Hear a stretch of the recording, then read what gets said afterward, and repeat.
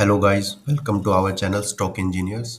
सो guys, जैसे आप देख रहे हो आजकल मार्केट में जो स्टॉक्स हैं वो काफ़ी पिट रहे हैं, काफ़ी गिर रहे हैं। तो पहले हम बात कर रहे थे कि स्मॉल कैप मिड कैप ही पिट रहे हैं, तो आज हम देख रहे हैं कि मार्केट अगर इवन स्टेबल भी है, मार्केट ऊपर भी जा रही है, अगर एक गैप डाउन भी खुला ऊपर जा रही है, लेकिन हमारे स्टॉक्स कुछ ऐसा खास रिकवर नहीं कर रहे।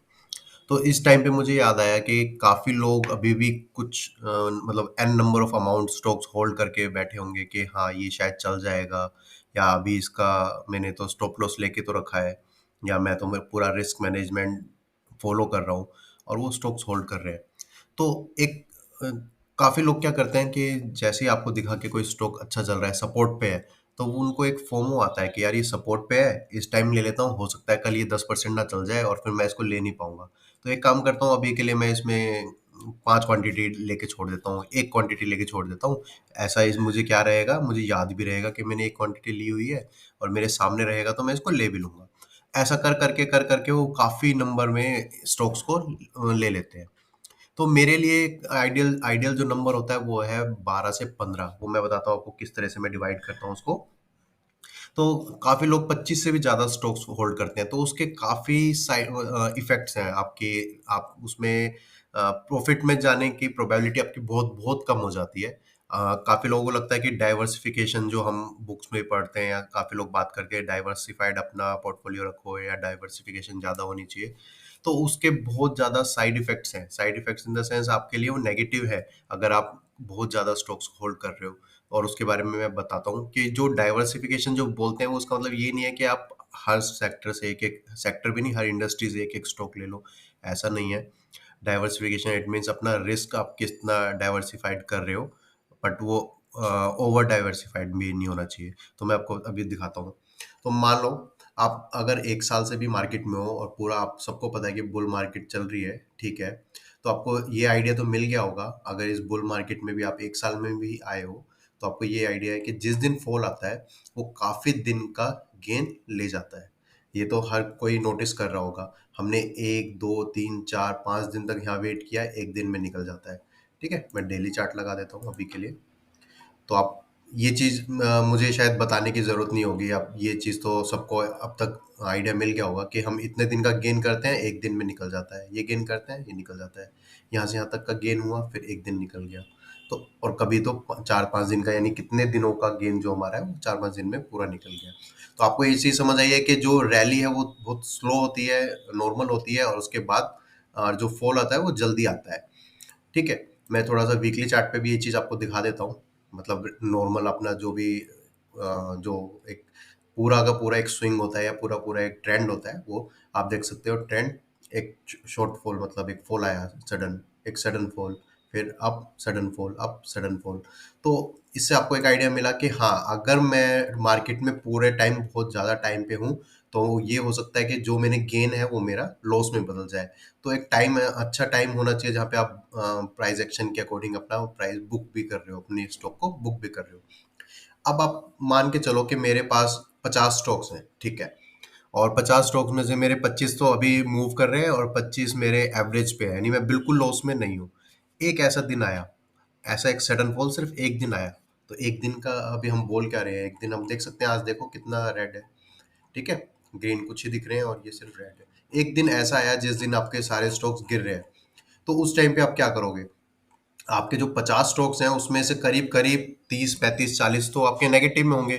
यानी जो अभी तक जिनने अभी शुरू भी नहीं किया था आपको प्रॉफिट देना, वो तो नेगेटिव में आ गए, या तो आपका स्टॉप लॉस हिट हो रहा है या कुछ हो रहा है। अब आप कह रहे हो कि मैंने पूरा रिस्क मैनेजमेंट पूरा मैनेज किया है, मैं हर स्टॉक में 1% पे मैं काम करता हूँ, यानी हर हर स्टॉक में मेरे कैपिटल का 1% ही जाएगा।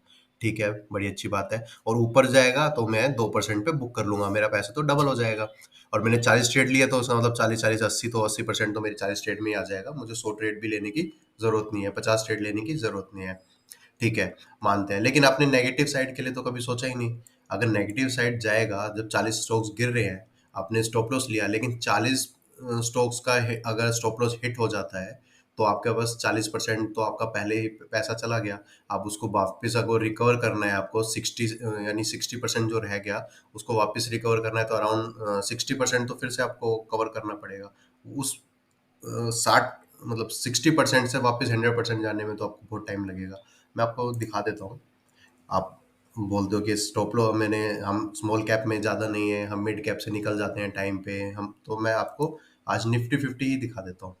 तो निफ्टी 50 मैंने पहले ही सेट किया हुआ है, आप देख सकते हो आज 1 2 3 4 5 6 7 8 9 10, तो 10 स्टॉक्स हमारे ग्रीन में है, 40 रेड में है।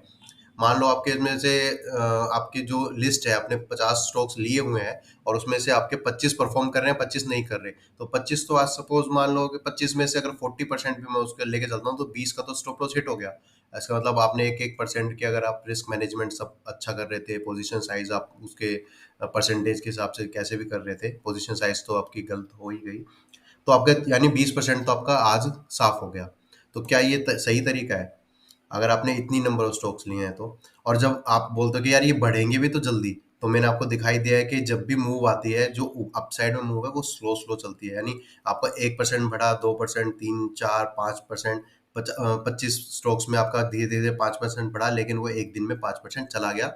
लेकिन वो जब जाएगा तो वो सब स्टॉक्स में जाएगा, क्योंकि एक रेड डे में तो आपके सारे ही रेड होते हैं स्टॉक्स। आप मोस्टली आपको कभी भी ऐसा नहीं मिलेगा कि पूरी मार्केट गिर रही है और आपके सारे स्टॉक्स और आपका निफ्टी निफ्टी स्मॉल इंडेक्स सब कुछ ग्रीन में है। ऐसा तो पॉसिबल ही नहीं है, क्योंकि फॉल तो इन्हीं की वजह से आ रहा है, स्टॉक्स की वजह से ही तो इंडेक्स गिर रहा है। ठीक है, एचडीएफसी अगर पूरा सेल ऑफ हो रहा है तभी तो इंडेक्स भी जा रहा है नीचे। तो आप ये बात मेरी समझ गए होंगे। तो इसके लिए मैं आपको रिकमेंड करूंगा कि 12 से 15 स्टॉक्स लें। तो आप क्या कर सकते हो, किसी भी स्टॉक में अगर आप, जब भी आप रिस्क रिवॉर्ड देख रहे हो, किसी भी तरह से आप उसको बाय कर रहे हो, तो आपको सबसे पहले ये नोटिस करना है, अगर आप होल्ड करते हो। देखो, अगर आप इंट्राडे कर रहे हो तो आपने ठीक है, आपका कैपिटल तो फ्री हो ही जाएगा, या आप स्मॉल टाइम फ्रेम पे मतलब शॉर्ट टर्म ट्रेड करते हो तो भी ठीक है। आप होल्ड करने वाले हो, जैसे मैं होल्ड करता हूँ महीनों तक भी, तो मिनिमम आपका 8% होना चाहिए। मिनिमम 7 से 8% आप एक स्टॉक में डालो, ऐसे काउंट मत करो, 7 से 8 कोई भी जो अंदाजन आपका प्राइस आता है वो आप रखो उसमें। और मैक्सिमम आप 15% रख सकते हो, मतलब 15 से 20% भी रख सकते हो, आप 5 स्टॉक भी रख सकते हो मिनिमम, कोई इशू नहीं है। लेकिन मिनिमम आप क्या रखो, 8%। तो 8% के अकॉर्डिंग आपका बनता है कुछ 12 स्टॉक। तो मैं ये नहीं बोलूंगा कि किसी में आपके पास कई बार होता है कि 5% ही और आपको एक बड़ा अच्छा कुछ मिल रहा है, चलो डाल दिया, ठीक है, तो वही 12 से 15। तो करंटली मैं होल्ड कर रहा था अभी अराउंड 10 स्टॉक्स, और आज ही मैंने 4 ऐड किए हैं, क्योंकि मार्केट गिरी थी तो ये अपॉर्चुनिटी नहीं छोड़नी थी। तो आज मैंने ऐड किया है, हो सकता है कल परसों मैं कुछ और फिर माइनस कर दूं, तो वो 11-12 के आसपास मेरे पास होल्डिंग्स रहती हैं। ठीक है, तो अभी करंटली मेरे पास 14 ओपन पोजिशंस हैं जो मैं ट्रेड कर रहा हूँ।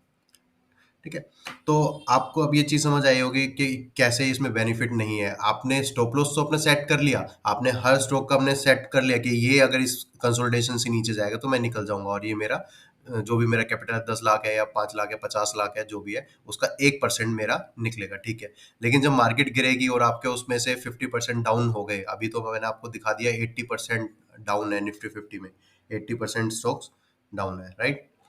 तो मैंने आपको दिखा दिया, तो अब मैं आपको आप मान के चलो कि सिर्फ आपका 50% ही डाउन हो रहा है, और आपने उसके अंदर जो भी स्टॉक्स थे, कुछ तो ऐसे होंगे जो भी चल नहीं रहे थे, कुछ स्टॉप लॉस के पास ही है। अगर आपके 20 स्टॉक्स ने भी हिट कर दिया और 10 स्टॉक ने भी हिट कर दिया, तो 10% आपका गायब हो गया, लेकिन वो 10% वापस रिकवर करने में आपको बहुत टाइम लगेगा।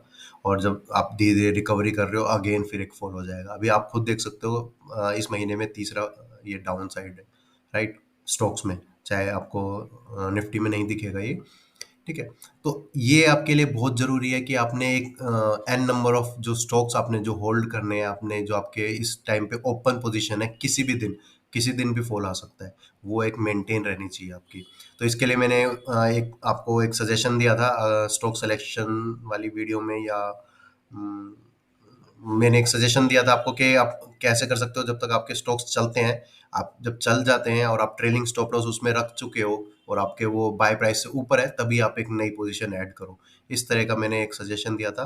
प्लस आप नंबर, अब मैंने आज ये 8% वाला ये आपको बताया, इससे क्या होगा, जब आप पहले स्टॉक में ही 8% डाल रहे हो, ऐसे करके आपने 10 ले भी लिए, और 10 में जब आपका 80% सब पैसा लग गया है, तो आप ऑटोमेटिक ही आप कभी भी उसको 20 स्टॉक में जा ही नहीं पाओगे। तो ये तरीका आप यूज कर सकते हो, मिनिमम 8, आप 10% लेके चलो, 10 स्टॉक्स रहेंगे, कभी आपका कम ज्यादा होगा तो वो आप वहां पे कर सकते हो। तो 10% ये होल्डिंग के लिए है, क्योंकि आप जब रिस्क रिवॉर्ड इसमें फिर आप ऐसे नहीं ले पाओगे कि मेरा एक स्टॉक में 1% है तो मैं कितनी क्वांटिटी लूँ। हो सकता है जब आप क्वांटिटी लो, 1% आपका रिस्क है, हाँ, 1000 रुपये का, और आप क्वांटिटी हो सकता है आपकी वो जो कैलकुलेशन के हिसाब से आ रही हो कि भाई आपको 100 क्वांटिटी लेनी है, ठीक है, और उसका स्टॉक प्राइस का है 500 रुपये, तो वो ऑटोमेटिक आपका 50,000 हो गया, आपका तो 50% कैपिटल तो उसमें चला गया। तो यहाँ पर मैं होल्डिंग की बात कर रहा हूँ, ठीक है। तो होल्डिंग में आप जो अगर कोई होल्ड करके रखते हो स्टॉक्स, आप चल रहा है पोर्टफोलियो में बनाया हुआ है, तो आप मिनिमम उसमें 8% तो डालिए, अदरवाइज वो इसी तरह से रेड होगा। और किसी दिन आपने देखा कि मैं, हाँ, एक चीज़, मैं फंडामेंटल की बात नहीं कर रहा कि आपने पोर्टफोलियो फंडामेंटल बेसिस पे बनाया है। मैं कोई फंडामेंटल बेसिस पे मेरा कोई पोर्टफोलियो नहीं है। अगर मैं कोई राइड करता हूँ, 100% भी अगर मैं राइड कर रहा हूँ, तो वो भी टेक्निकल बेसिस पे होती है मोस्टली, ठीक है। तो अब मैं यहाँ पे सिर्फ चार्ट बेसिस पे ही बता रहा हूँ, कोई ऐसा नहीं कि होल्ड तो भाई पोर्टफोलियो तो हम फिर परसेंटेज की क्या बात हुई, या फिर हम फॉल से क्या मतलब है, उसमें तो हम और बाय करेंगे। कोई ऐसी मैं फंडामेंटल टिप नहीं दे रहा है यहाँ पर, मैं टेक्निकल व्यू पे ही बता रहा हूँ। प्रॉपर स्टॉप लॉस के साथ भी आप काम कर रहे हो तो भी आपको फुल रिस्क है, आधा कैपिटल आपका साफ हो सकता है अगर आपने ये कंट्रोल नहीं किया तो अपनी हैबिट्स को। हाँ, अब मैं अपने बारे में बता दूं कि मैंने स्टार्टिंग में जब रखता था, मैं अराउंड 45 to 48 स्टॉक्स में रखता था। मैं बहुत परेशान था, मैं उनको हर रेड डे पे मैं कैसे निकालूं, क्या करूं, कैसे उनको मैनेज करूं, उनको एवरेज करूं, नहीं करूं। मैं हर किसी में कुछ कुछ कुछ कुछ ऐड कर लेता था जिस दिन फॉल आता था, और उनमें से आधे और गिर जाते थे। फिर मैं सोचता था अब इनको क्या करूं, अब मैं निकलूं, ये तो मेरे बाय सेकंड बाय से भी नीचे आ गया, अब मैं क्या करूं। तो कुछ नहीं, अब सोचता था चलो यार ठीक है, कभी तो ऊपर जाएगा। ऐसा ये पूरी स्टेज मैंने भी देखी है, इन स्टेज से मैं भी निकला हूँ। तो ये कोई नई नहीं है, आपके साथ कोई प्रॉब्लम नहीं है, हर नए बंदे के साथ ये प्रॉब्लम होती है। अब जब आज मैंने फिर से देखा कि सब कुछ रेड है, और मतलब काफ़ी लोग मैंने मतलब किसी से पता चला कि उनने भी होल्ड किया हुआ है, काफ़ी स्टॉक्स 30-40 स्टॉक्स होल्ड किए हुए हैं। तो फिर मुझे लगा इस पे मुझे एक वीडियो बनानी चाहिए और आप सबको ये चीज़ समझानी चाहिए। अगर आपको ये चीज़ समझ आई है तो आप इसको अभी कंट्रोल कीजिए, और इससे एक चीज़ समझिए कि आपने प्रॉफिट भी, अगर आपको 20% प्रॉफिट भी हो गया, उसमें से फिर 10 निकल गया, फिर 20 हो गया, फिर 10 निकल गया, आप बहुत स्लो ग्रोथ हो जाएगी आपकी, बहुत ज़्यादा स्लो ग्रोथ हो जाएगी। और इन केस अगर आपके पास फॉल आ गया, यानी भी 10% का, निफ्टी में ही 10% वाला फॉल आ गया, तो आपके स्टॉक्स हो सकता है कोई 20%, कोई 30% टूट जाए, कोई 10% टूटे, कोई 5 ही टूटे, लेकिन उस टाइम पे तो आपका वो जो इतना भी गेन था वो सब जीरो हो जाएगा, फिर से आपको दोबारा शुरू करना होगा। तो आप इस बात को ध्यान रखें। और मैं अभी बता देता हूँ, मैं नेक्स्ट वीडियो बनाने वाला हूँ। काफ़ी लोग क्या होता है, ये जो रिस्क लेते हैं, जो अब मैं, ये एक तो 8% वाला हो गया अलग, एक जो रिस्क रिवार्ड अपना 1% के हिसाब से रिस्क लेते हैं और फिर नेक्स्ट ट्रेड लेते हैं। उसमें क्या है, आपने 50% आपका पूरा कैपिटल एक ट्रेड में लग गया, तो नेक्स्ट में आप चले जाओगे, इस तरह से आपने 2 या 3 ही ले पाओगे, ठीक है कोई नहीं। तो उस तरह से जो ट्रेड करते हैं उनके लिए भी एक कंफ्यूजन है। काफ़ी लोग क्या करते हैं, रिस्क ऑन कैपिटल एम्प्लॉयड, उस पे रिस्क लेते हैं, यानी आपने जो कैपिटल लगाई है उस पर्टिकुलर स्टॉक में, उसका कितना रिस्क लूं, उसका 1% लेते हैं।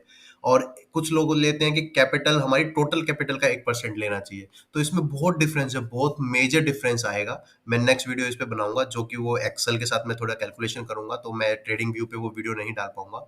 तो अगर आपने मेरा चैनल सब्सक्राइब किया हुआ है तो आपको वो वीडियो मिल जाएगी। और मैं यहाँ पे इस वीडियो को एंड करता हूँ। आई होप मैं इस बात को आपको क्लियर कर पाया हूँ। अगर आपको पसंद आई है तो आप मुझे कमेंट सेक्शन में बताएं, या फिर अगर आप भी इस चीज़ से कुछ इशू चल रहा है तो आप मुझे टेलीग्राम पे या कहीं पे मुझे मैसेज कर सकते हैं, मैं आपकी हेल्प करूँगा। आपको कोई भी क्वेश्चन है तो उसमें मुझसे पूछ सकते हैं। और नेक्स्ट वीडियो मैंने आपको बता दिया है, ताकि अगर आपको पता रहे कि हाँ, आपको इस चीज़ पे अगर क्वेश्चन है तो वो भी पहले ही पूछ सकते हैं, तो मैं उसको इंक्लूड कर लूँगा। सो गाइज, यहाँ पर मैं इस वीडियो को एंड करता हूँ। और मैंने आपको कोई अलग से नहीं बताया है, निफ्टी 50 आपको प्रॉपर दिखाया। अगर एक दिन भी फॉल आता है तो इतना आ सकता है। मैं आपको निफ्टी 100 भी दिखा सकता हूँ, सारी लिस्ट है मेरे पास, आप देख सकते हो इसमें। मैं चेंज भी कर देता हूँ, ये देखो ये सब रेड है, ठीक है, ग्रीन आप देख सकते हो, ये सब लास्ट के जो है ये ग्रीन है। तो आपको खुद आइडिया मिल गया कि अगर आप इतने नंबर स्टॉक्स आप रखते हो खुद, तो आपके एक छोटे से फॉल में, एक दिन के फॉल में इतना आपका रेड हो सकता है, तो जो भी गेन है वो आपका चला जाएगा। ठीक है, सो मैं यहाँ पे इस वीडियो को एंड करता हूँ। Thank you.